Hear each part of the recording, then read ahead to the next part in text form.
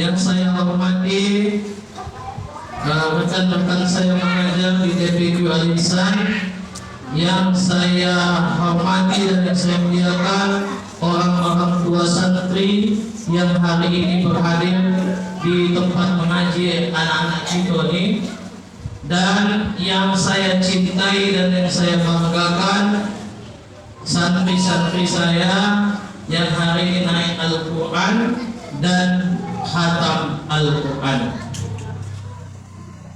Ibu-ibu, ada beberapa hal yang sudah saya sampaikan. Yang pertama terkait dengan anak-anak Iqra.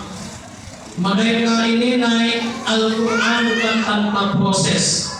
Semua ada prosesnya. Mereka lewati dulu Iqra 1, 2, 3, 4, 5, 6. Habis itu masuk ujian. Tak langsung naik ini. Tak langsung naik, ujian dulu. Saya mengujikan. Jadi mereka lulus ujian dan kami nyatakan naik Al-Quran jika mereka sudah paham alif lam qamariyah, alif lam samsiyah. Mereka sudah paham menyambungkan baris mati. Mereka sudah paham membaca tasydid.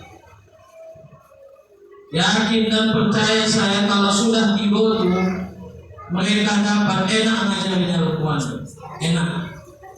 Nah, jadi sebulan belakangan saya dapat komplain dari orang tua.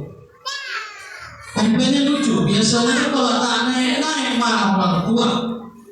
Ini tak balik pula. Kenapa anakku dinaikkan Iqra-nya? Kenapa anakku belum belajar menaik Iqra 5? Jadi saya bilang, percayakan sama kami. Kalau ibu tak percaya sama kami, tentu ibu tak memasukkan anak ibu ke sini. Karena percayalah itu, makanya ibu masukkan anak ibu kemari. Jadi percayakan sama kami. Andaikan pun bu, saya bilang, dia dinaikkan bukunya itu 5, nanti ada proses ujian. Ini ada yang beberapa ini lebih seharusnya dari 8 orang, tapi nggak lulus saya buat bu. Karena kami yang poli ngajarinya. Kalau yang dilulus-luluskan aja kami yang poli. Bukan enak mengajari orang tua. Terkadang orang tua yang komplain-komplain, saya suruh nyok, ibu dulu mengajar.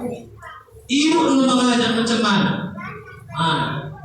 Terkadang saya suruh ibu dulu menghafalkan kepada anak ibu. Enak dia menghafalkan kepada anak ibu. Jadi saya lebih senang lihat orang tua ada aib saja. Selama anak ibu masih selamat pulang dari sini, tenang saja. Tapi kalau sudah berdarah, kalau cuma merah pipi kan, ibu saya yakin ibu pasti merasakan dulu. Tangan awak ini begini dipotong pakai penghapus. Betis saya pernah kena lo sampai patah, diembat guru tuh. Pipi saya pernah ditampal 2 kali kanan kiri. Padahal salah saya, tapi tak tahu bapak itu wakil kepala sekolah SMP Negeri 2 Binjai. Ditampal dalam kiri. Padahal salah saya, tapi apa tidak luar. Selama ibu selamat masih lengkap matanya, hidungnya masih ada 2, lubangnya, mulutnya masih 1, telinga masih 2, tenang aja yuk. Coba sebutkan anak murid saya yang kalau saya sampai tak menjadi. Saya sering jadi contoh si Toga. Si Toga itu saya contoh macam mereka. Si Toga itu gitu-gitu 3 juz apalagi. Tesnya dapat dia. Tesnya ada. Kalau lupa aja, tapi kalau disambungkan nyambung ya. Jadi terkadang ibu ini, orang tua ini kepercayaan sama budak. Jadi yakinkan saya sama kami, insya Allah kalau mereka sungguh-sungguh dapat.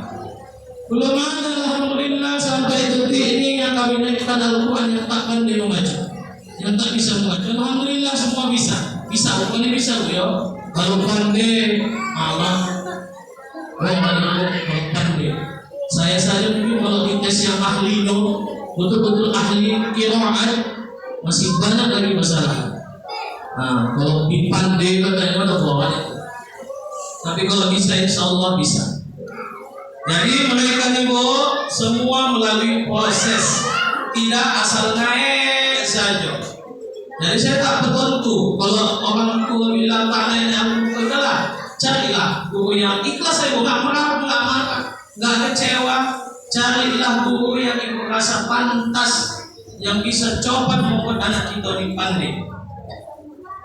Silakan, saya ikhlas dunia akhirat, nggak akan komentar. Kenapa? Yang penting sama saya anak ini pandai membaca, bisa membaca Al-Quran. Malu bahwa aku nggak mau tahu Islam, tapi tak tahu membaca Al-Quran. Ada saya dengar itu kata-kata yang bagus. Jangan kalian mati sebelum kalian bisa membaca Al-Quran. Kenapa lagi kita bawa? Oh, itulah kita tujukan kita. Cuma kita suci Al-Quran itulah kita tujukan di dunia. Kalau tak bisa kita mengartikannya, minimal bisalah kita membaca. Itulah yang paling penting. Jadi bersyukurlah mengenai Al-Quran. Yang kedua, Bu, tolong suruh orang baca Al-Quran di rumah. Bantu orang tua, mau salah, mau cuman biarkan saja dulu. Si Fauzan dulu, entah macam mana baca Al-Quran itu. Nah, alhamdulillah bisa dia baca Al-Quran. Jadi biarkan saja dulu. Ini kembangan si Pahri. Nah, kalau dulu tak khawatir juga, alhamdulillah dapat jawabannya. Alhamdulillah. Nah, si Pahri sama si Pahri itu sadar. Tahu pokoknya datang mengaji. Nah, begitu orang tua dan saudara tenang saja. Nah, asal mendapat anak waktu udah kan saya. Kalau uang 50.000 itu di Allah nih, yakinlah ibu. Belum ada saya tengok orang tua yang mengajikan anaknya miskin. Belum ada. Kalau ada wajib mengajikan. Alhamdulillah makin kaya ada. Saya tengok beberapa orang tua makin kaya, makin banyak dikeluarkannya uang, makin kaya. Itu jaminan Allah, Bu. La in syakartum la azidannakum wa la in kafartum inna adabi lasyadid. Siapa yang bersyukur kepadaku, aku tambahkan nikmatnya, kata Allah. Siapa yang kufur, tunggu azabku sangat pedih, kata Allah. Cara bersyukur supaya Allah ibu ngajikan dia, itulah cara bersyukur. Cara bersyukur kepada Allah, dijalankan uang awak itu rezeki awak di jalan Allah. Ini aset dunia akhirat. Terus saya bilang ATM ibu nanti. Dikala ibu udah tua tak bisa ngapa-ngapain, mudah-mudahan mereka mau berbakti kepada kedua orang tuanya. Kalau tak mau buat senteng saja keluarkan uang nama, oke bukan.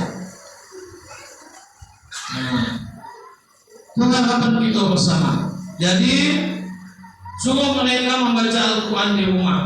Biarkan saja macam mana pun dibaca orang, biarkan saja. Alif Lam Mim itu wajib dibaca oleh alama yang betul. Biarkan saja dulu. Nanti ada pelajaran di sini. Yasin yang betulnya dibaca oleh Yasa, biarkan saja. Biarkan saja dulu.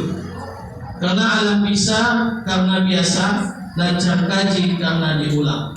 Makanya ada satu sekolah saya nggak sepaham sama mereka, menumbuhkan anaknya betul-betul fasih, betul-betul lancar, betul-betul bisa mengucapkan huruf za, ta, ta, la. Mesti betul dulu baru naik Al-Quran. Dahlah kalau begitu ceritanya tak naik-naik Al-Quran. Semua ada proses hidup ini. Ibu saja pun tak langsung bosan. Pasti dari coach dulu. Kalau ibu betul bisa mengaji ini, pasti diawali dari yang tak lancar mengaji. Itu untuk anak Iqra. Bagi anak Al-Quran, walaupun sudah khatam, jangan biarkan mereka menyelesaikan Al-Qurannya begitu saja. Terus diulang. Khatam Quran bukan berarti berhenti membaca Al-Quran, akan tetapi wajib terus membaca Al-Quran. Kalau memang ibu rasa mampu untuk mendidik mereka di rumah, silakan berhenti. Ajarin di rumah, tapi jangan pernah berhenti membaca Al-Quran. Teruslah mereka membaca Al-Quran. Dan ibu ingatkan, mana tahu mereka nanti sudah nggak usah mengaji lagi, atau harus ingatkan mereka untuk membaca Al-Quran mereka. Karena Al-Quran ini memang sebuah mukjizat yang sangat luar biasa. Saya sudah masukkan susah baca Al-Quran datang kemudahan.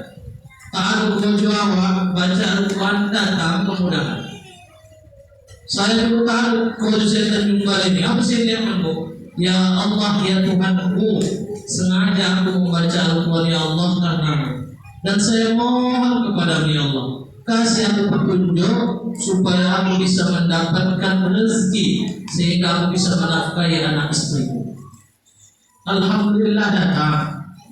Jadi kalau ibu baca Al-Quran, bergaduh sama laki ibu baca Al-Quran, lagi ta'aruh, lagi kosong waktu baca Al-Quran, insya Allah diberi Allah kita petunjuk. Karena Al-Quran ini adalah petunjuk bagi kita yang beriman kepada Allah Subhanahu wa Ta'ala. Saya nggak bilang mereka ini udah lancar baca Al-Quran, tidak, ya.